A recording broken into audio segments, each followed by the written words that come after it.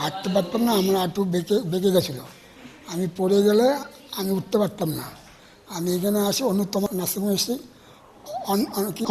দে তার কাছে নিয়ে এসেছি, তখন আমার চিকিৎসা করে। আমি চিকিৎসাতে আমি ভালো হয়েছি, আজকে আমি হাঁটতে পারছি, আমার অসুবিধা আর হয়নি। উনি 15 দিন আগে আমার কাছে এসেছিলেন, দুটো পাই একবারেই মানে বেঁকে গিয়েছিল, যাকে আমরা ফিক্সড ফ্লেক্সন ডিফর্মিটি বলি। উনি হাঁটতেও পারছিলেন না, তো আমরা দুটো হাঁটুই ওনার প্রতিস্থাপন করি এবং স্বাস্থ্যসাথী কার্ডের মাধ্যমেই হয়। তো এর পরবর্তীকালে উনি আজকেই হাঁটা শুরু করলেন এবং দুটো হাঁটুই সোজা হয়ে গেছে এবং উনি স্বাভাবিকভাবেই হাঁটতে পারছেন।